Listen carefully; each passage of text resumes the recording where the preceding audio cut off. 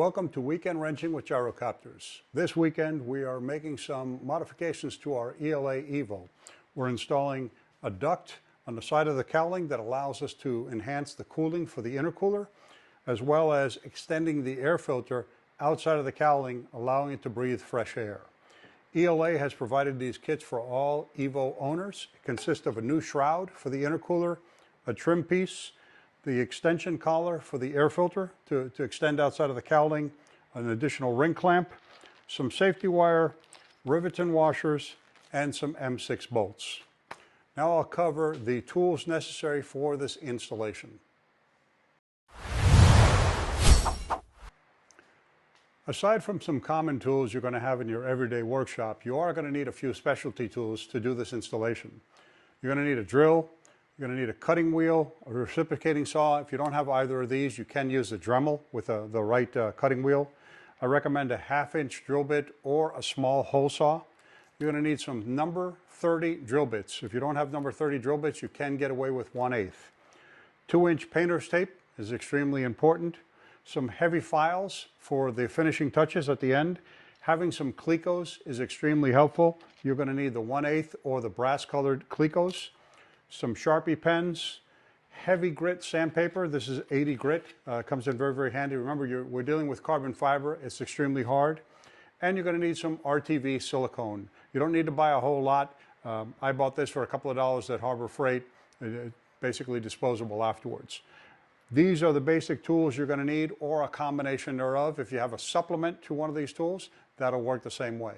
Now let's go do the install.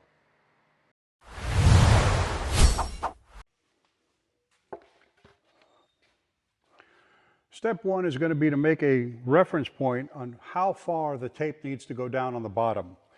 Put the duct right along the edge, about 1/4 inch down, no lower, in this configuration, and then put a small piece of tape on the bottom.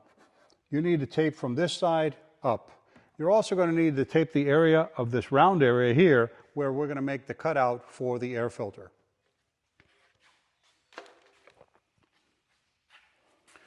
It's important to note that we're going to make all the taping, all the markings, and all the drill holes with the cowling on. Then we need to take the cowling off with the duct attached with the Clecos.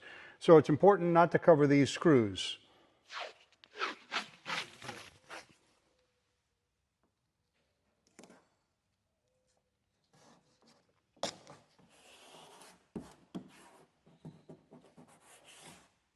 A good rule of thumb, because you want a nice close tolerance, open your engine bay door, your inspection door, and then put the tape all the way across here so it's actually inside, and that'll come in handy. You'll see that in a minute.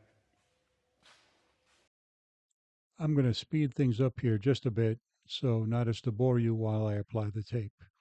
I'm going to take a gear tie and use that to hold the cowling door open, which, by the way, they come in very, very handy while you're checking the oil or doing your pre-flight.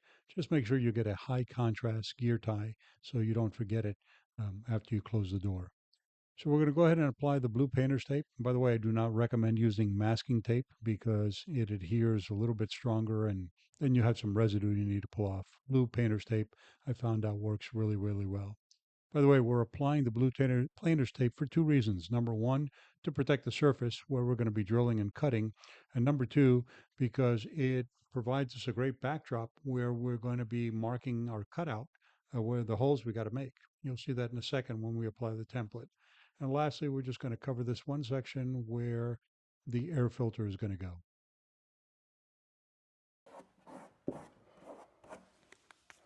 Now we can close the door and put on our templates.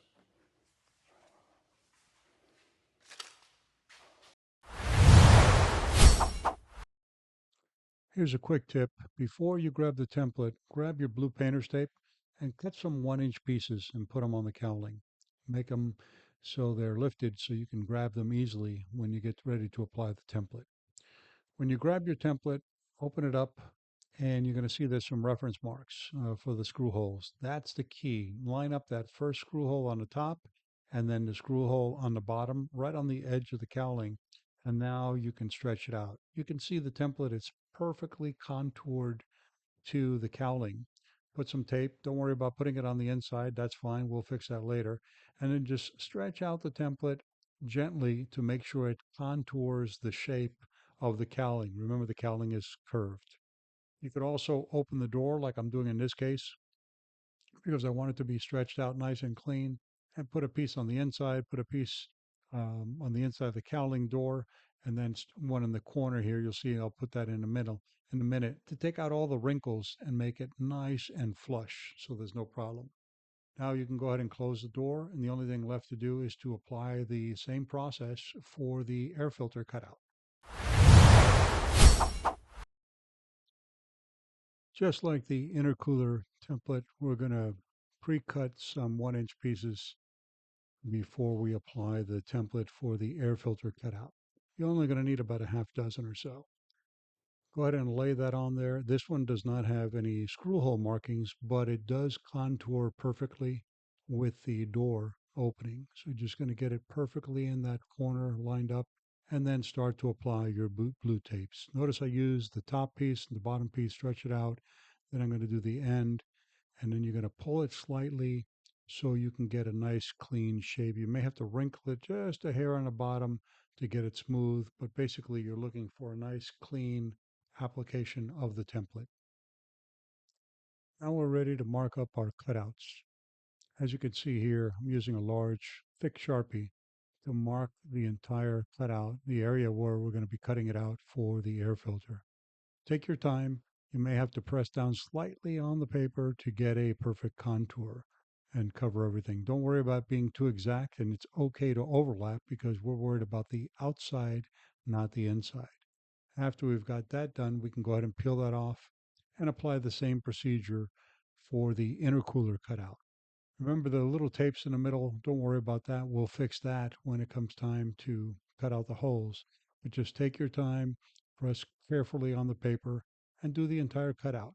Mark with a Sharpie. You could use a pencil, whatever you want to use to mark the entire area that's going to be cut out later.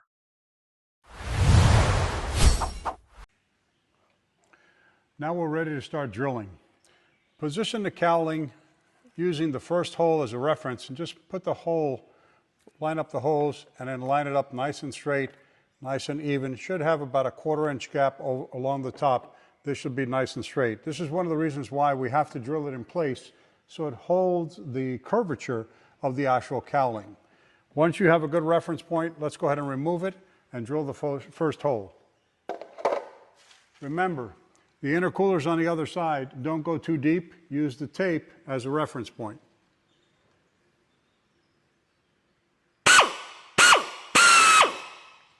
Just like that. Now take a Cleco and install your first screw hole. Now what I like to do is make sure this is nice and straight, nice even gap on the top, and then drill this hole here.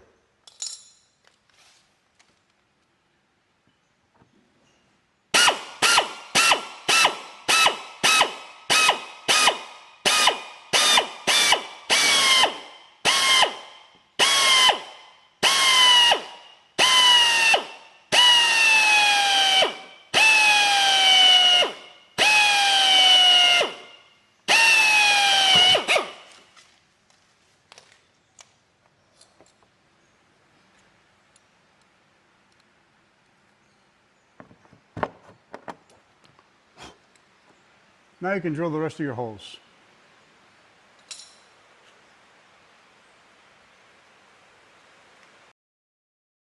It's important to make sure the duct sits nice and flat against the cowling when you drill your holes and attach your Clecos.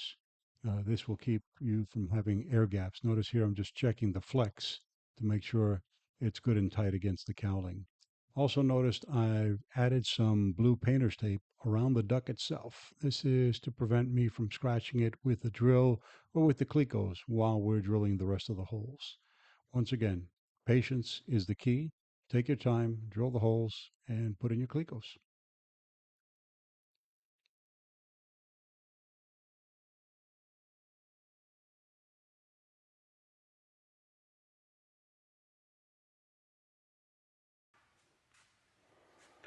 Once all the holes are done and your duct is attached temporarily with the clecos, it's time to remove the cowling so we can cut out the holes. Feel free to leave the duct attached while you remove the cowling. It's a good point to always, when you're removing the cowling, try to keep the engine doors closed. It gives it more rigidity and makes it a little bit easier to remove. Let's go ahead and remove the cowlings now. Now that the cowling's been removed, we're ready to take off the duct and start cutting our holes. Important note is try not to lay the cowling on too flat of a surface because it'll widen it out. Try to lay it on something where it can maintain more or less the curvature that it's going to have when the cowling is installed on the gyro. Let's go ahead and get the duct off. It really doesn't matter which hole you cut out first. What's important is you make a couple of holes. If you notice, I've made a couple of X marks. I like drilling a hole in each one of the corners and at least 4 holes in the circle. This will allow you to be in the best position possible to be able to cut out the holes. Remember, we're going to remove all of the black. That's our perfect trim when we make the holes.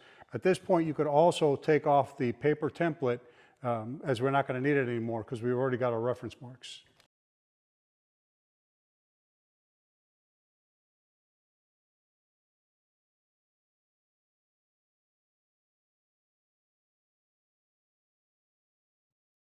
Before you start the cutting process, it's a good idea to clean up your template.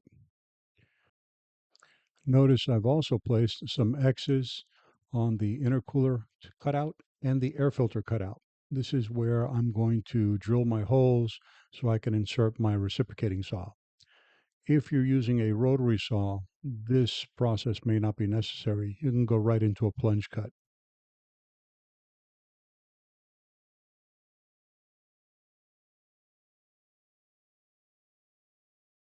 After we've cleaned up our reference hole and marked our locations, we can go ahead and drill into the cowling. I found that a 1/2-inch drill bit works really well. You could use a small hole saw, but I didn't have any problems with using a 1/2-inch drill bit. Now we're going to start the cutting process. As I stated earlier, I'm going to be using a combination of tools. You can use a Dremel, you could use a cutting wheel. Just be careful, be patient, and remember, all the black line needs to be removed. That's the perfect spot. We'll go ahead and get started now. The key here is patience. Take your time and continually reposition yourself as needed so you can make as clean a cut as possible.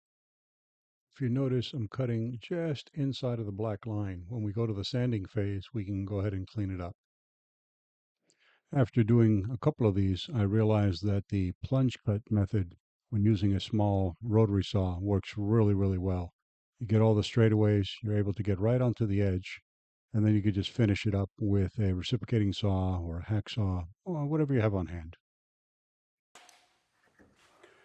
Okay, we've cut out our 2 holes, the one for the air filter, the one for the intercooler.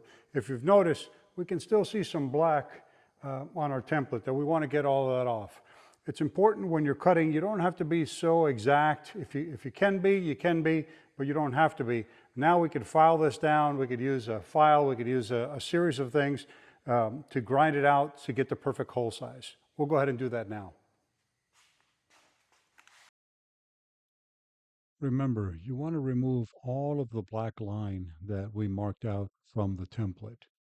Take your time, continually reposition yourself, and use whatever tools you have on hand. I'm using a rotary sander here, and that works out really well, but you can use a file, you can use sandpaper. Here's another handy tool I picked up at the last Sun and Fun, little mini pneumatic belt sander. This worked really well, especially on the straight edges. It worked out real well. You can see me eliminating the line and makes quick work of this. But just take your time, use whatever you have on hand. It's important to take out all the line and then sand everything down. Remember, want to be weary of those carbon fiber splinters. Those can really wreak havoc, especially later on when we start applying the RTV. You don't want to catch one.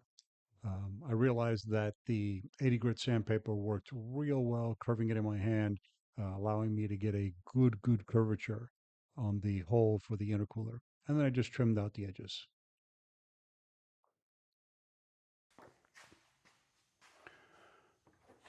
Now that our hole is completed, we can go ahead and remove the tape. Before we do that, gently run your fingers along the edges to make sure there's no splinters. Do this very, very gently. If you catch a splinter from carbon fiber, it can be pretty nasty. It's important for it to be smooth because afterwards we have to apply the silicone, and you're gonna have to run your finger around there. You don't wanna get a splinter. So make sure it's nice and smooth on both edges. And now we can go ahead and remove the tape.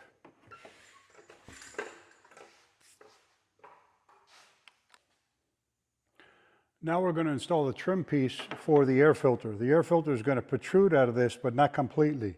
The trim piece is installed to keep the edge from cutting into the filter. It's important to start on the bottom, work your way around, and end up on the bottom. You will need a pair of dikes to cut off the excess, and I have found that using a large rubber mallet is very, very useful to allow the trim piece to seat. I'll show you how I do that now. The trim piece is pretty simple to apply. Just make sure it's all the way seated. Notice how I'm pressing down with the rubber hammer, just rubbing it around, and then just trim off the excess.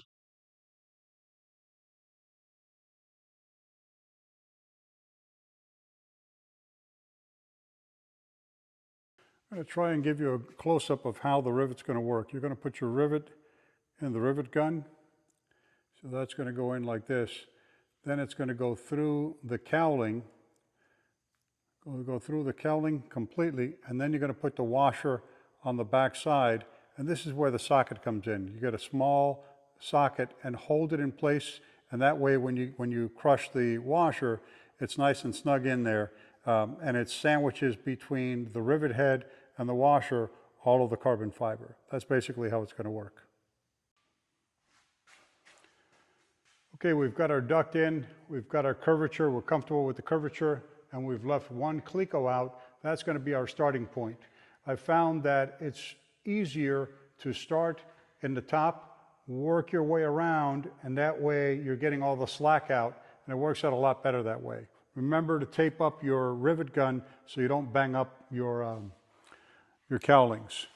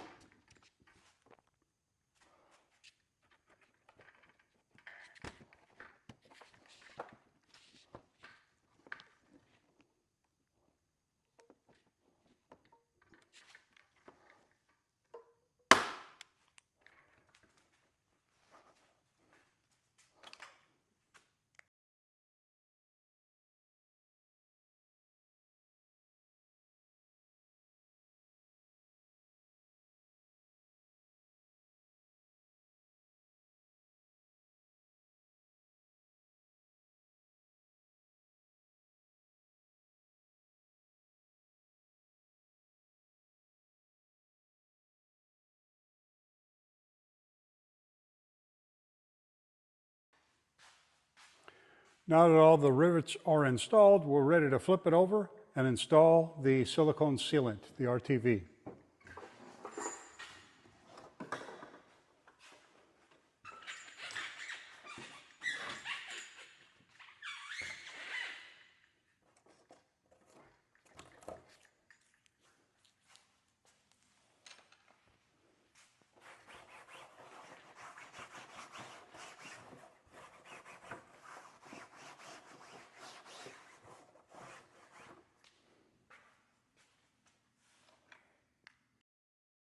High temp silicone sealant is applied between the duct and the cowling to prevent air loss. This will maximize the ram air effect going into the intercooler.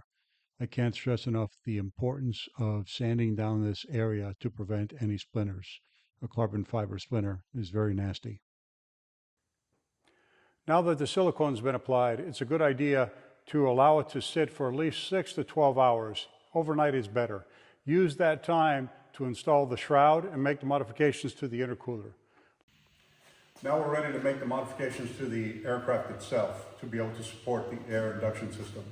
We're going to be installing the extension collar right onto the turbo system. You'll remove the air filter, Install the collar, make sure the slit is pointing down. This will help any oil residue that builds up, will let it drip down, and then put the supplied ring clamp on there. Then extend your filter out. Note that there's an etched line on the tube. This is how far you want to put the filter in. It's very important, don't put it too far in or too far out. Put it right on that edge so you don't have a problem. And while you have the filter off, go ahead and service it, clean it, and oil it accordingly. The second part of the modification has to do with the ducting of the air. In the original ELA configuration, on the mast, there are two scoops.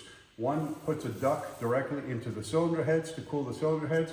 The second duct crosses over into the turbo intercooler. This is what we're going to be changing. We're going to be completely removing the second duct and the shroud in the back. And then we're going to be installing the new shroud supplied by ELA. We'll be installing the new shroud on here so the air can go into the system and thus enhance the cooling. Let's go ahead and do it. Okay, we're now ready to install the extension collar for the air filter. A couple of quick tips here. Remember, the slit needs to be on the bottom. Also, when you install it, it's on there pretty snug. I found that if you start on the top and wedge it down, it works best. Position the slit on the bottom, put it on the top, and then just push, and it will expand. And it should bottom out all the way. It should go all the way to the bottom edge. And make sure you slit. When you install your ring clamp, I found that installing it on the top works best. This is a 7mm nut drive there. Get an extension, loosen it up, get it about midway, and then snug it up.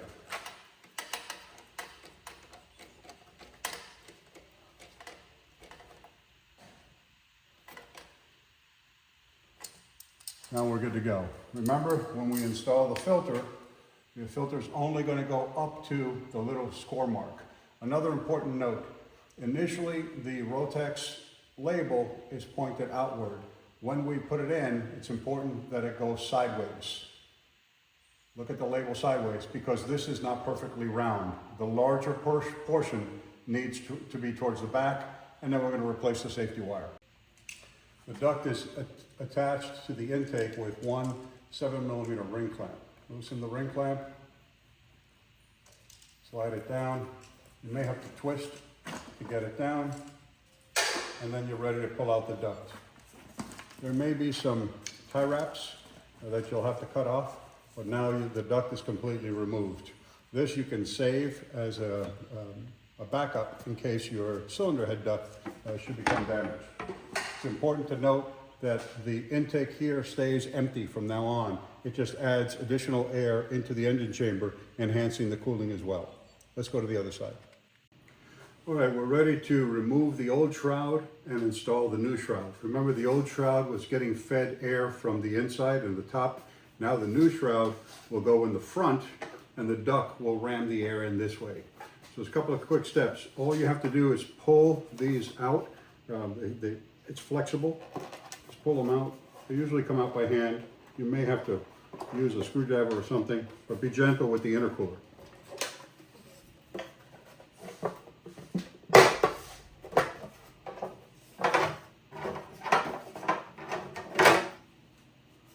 This can be disposed of. You're not going to use this. And now we're going to install the new shroud. Notice there's only 3 bolt holes to do it. Keep the orientation. We know this is the top. That's why we kept that hose there. You're going to be installing it with this notch near the top. It also has a curvature because remember the air is going to be ramming it in and it flows in. So you're going to be installing 3 bolts, and then we're going to be reusing the bolt that we removed for the top one. Let me go ahead and bolt those in now. All right, we're ready to install the intercooler. We've already attached the new shroud. We've used Loctite on all 3 bolts, and you should have 1 bolt that's exposed on the top. That's going to go to the top bracket. I found the easiest way to do it, make sure obviously your ring clamps are in, install the bottom piece first, snug it in, and then rotate it up and get the top piece in. Make sure they're seated all the way, and then tighten them up.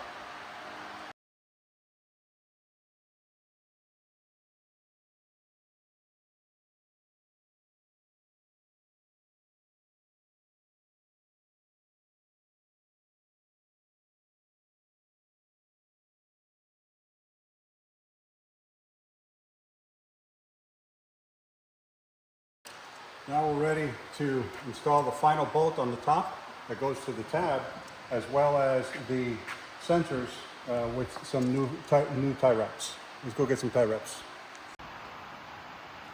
After you install the air filter, it's important to safety wire the air filter to the aircraft. Even though the air filter is conical and it's not going to fall out, in case it becomes loose or dislodged, you don't want it to flop around and possibly go into the prop. So we're going to drill a small hole in the bottom and then safety wire the air filter to the actual aircraft.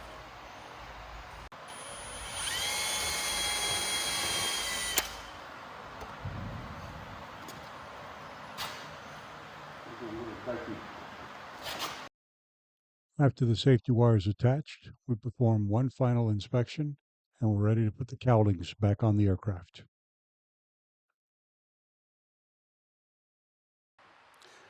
This completes the installation of the ELA Intercooler and air filter mod. I hope you found it entertaining and informative. Until next time, remember, always torque to spec, use a checklist, and fly safe.